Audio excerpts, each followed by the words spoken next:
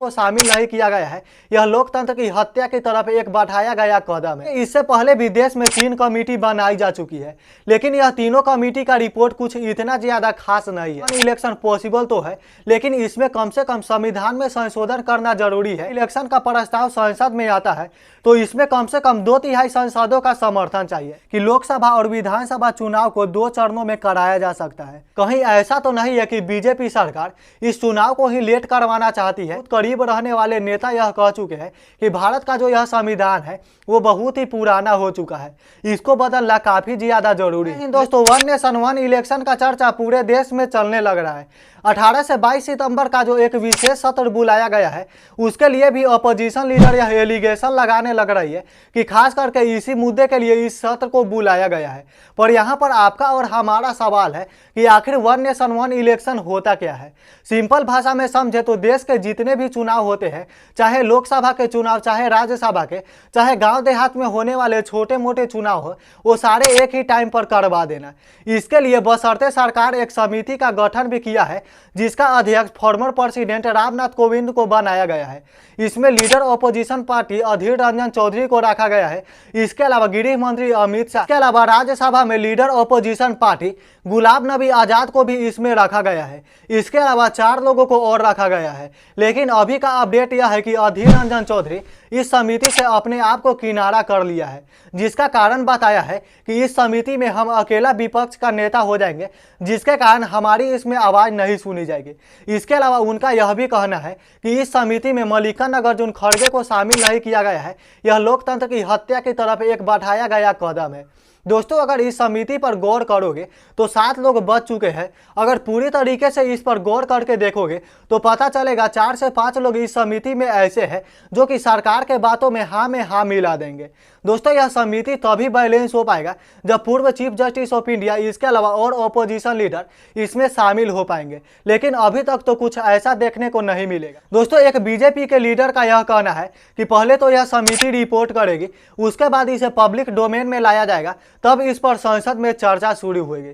देखिए दोस्तों, साल 1951 से लेकर 1967 तक जितने भी भारत में चुनाव हुए वो वन नेशन वन इलेक्शन पर ही हुए, लेकिन 1968-69 में काफ़ी राज्य अपने आप में ही अलग होने लगे। उसके बाद इस सीरीज को बरकरार नहीं रखा गया। उसके बाद से जितने भी अभी तक चुनाव हुए हैं वो अलग अलग ही तरीके से हुए हैं। दोस्तों, पर यहाँ पर आपका सवाल होगा कि वन नेशन वन इलेक्शन अभी के समय में लाना पॉसिबल भी है क्या।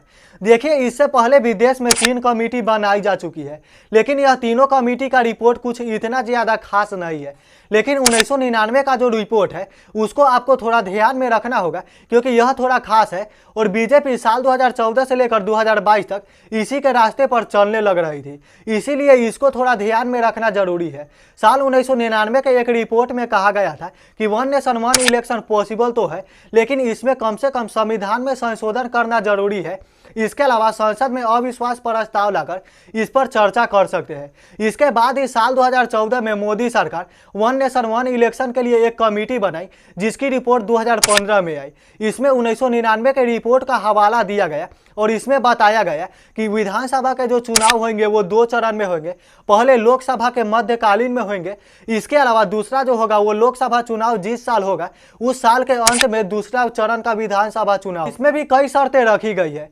पहला शर्त यह है कि अगर वन नेशन वन इलेक्शन का प्रस्ताव संसद में आता है तो इसमें कम से कम 2/3 सांसदों का समर्थन चाहिए। इसके अलावा दूसरा प्रस्ताव यह है कि अगर संसद में अविश्वास प्रस्ताव पेश किया जाता है तो 14 दिन तक राष्ट्रपति शासन लगा दिया जाएगा। इस प्रस्ताव के आने के बाद केंद्र सरकार जो है वो इस समिति को यहीं पर रोक दी। साल 2018 में नीति आयोग ने भी एक रिपोर्ट लेकर आई, जिसमें पिछली अस्थायी समिति के रिपोर्ट को ध्यान में रखते हुए यह कहा गया कि लोकसभा और विधानसभा चुनाव को 2 चरणों में कराया जा सकता है। दोस्तों, इस पेपर में यह भी कहा गया कि साल 2019 में होने वाला लोकसभा चुनाव के साथ साथ आधे राज्य के विधानसभा चुनाव हो सकते हैं, इसकी भी सिफारिश इसमें करी गई थी। लेकिन इसमें यह भी कहा गया था कि इसमें बहुत ज़्यादा मात्रा में संविधान की संशोधन करना जरूरी है, इसीलिए इस रिपोर्ट को भी ठप कर दिया गया। लेकिन दोस्तों, इस बार जो बीजेपी के द्वारा कमेटी का गठन किया गया वो किसी भी रिपोर्ट पर आधारित नहीं है, बिल्कुल नया और फ्रेश कमेटी का गठन किया गया है। लेकिन यहाँ पर सवाल यही उठता है कि अगर वन नेशन वन इलेक्शन यहाँ पर सरकार लाना चाहती है तो कम से कम संविधान के 5 अनुच्छेदों को बड़े पैमाने में बदलना होगा। इसके अलावा रिप्रेजेंटेशन और पीपल एक्ट 1991 में भी बड़े पैमाने में बदलाव करना होगा। इसके अलावा लोक निर्वाचन आयोग, इसके अलावा राज्यसभा निर्वाचन आयोग में भी बड़े संवैधानिक बदलाव देखने को मिलेंगे। दोस्तों यहाँ पर कई सवाल उठते हैं, कहीं ऐसा तो नहीं है कि बीजेपी सरकार इस चुनाव को ही लेट करवाना चाहती है? क्योंकि आप अगर ऐसे देखते हो तो कुछ ऐसा ही नज़र आता है, क्योंकि जब यह समिति बनेगा तो रिपोर्ट कब जारी करेगी, इसके अलावा जब रिपोर्ट जारी करेगी तब इसे संसद में पेश किया जाएगा, इसमें ही बहुत सारे समय लग जाएंगे।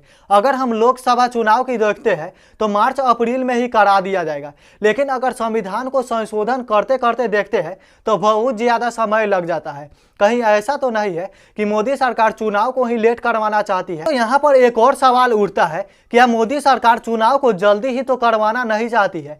क्योंकि 5 दिनों का विशेष सत्र बुलाया गया है, इसमें कोई भी सवाल जवाब नहीं होगा।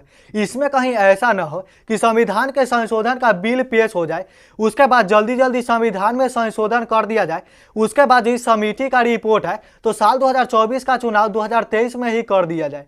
लेकिन कहीं यहाँ पर मोदी सरकार ऐसा भी तो नहीं सोच रही कि संविधान को ही पूरी तरीके से बदल दिया जाए।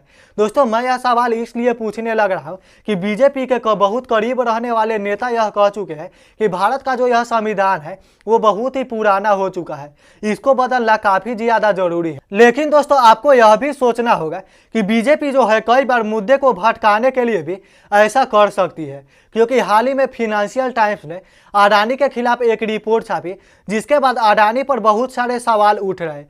कहीं इसी सवाल को छुपाने के लिए नरेंद्र मोदी जी एक विशेष सत्र बुलाए हैं और सारे देश का जो ध्यान है वो उस तरफ भटकाना चाहते हैं। दोस्तों ऐसा कुछ भी होने लग रहा है वो तो आने वाले समय में पता चलेगा। दोस्तों अगर हम फायदा की बात करें तो एक फायदा तो यहाँ पर यही दिख रहा है कि देश का बहुत ज़्यादा पैसा बच जाएगा।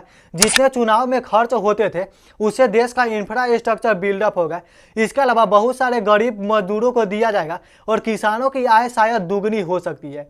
एक एडवांटेज यह भी है, बहुत सारे एक्सपर्टों का यह मानना है कि जब 5 सालों पर एक बार चुनाव होगा तो मतदान करने वाले संख्याओं में काफ़ी ज़्यादा बढ़ोतरी देखने को मिलेगी और मतदान करने में भी लोग काफ़ी ज़्यादा इंटरेस्टिंग रहेगी। लेकिन एक तरफ तो फायदा देखा जा रहा है, दूसरी तरफ इसके बहुत ज़्यादा घाटे भी है।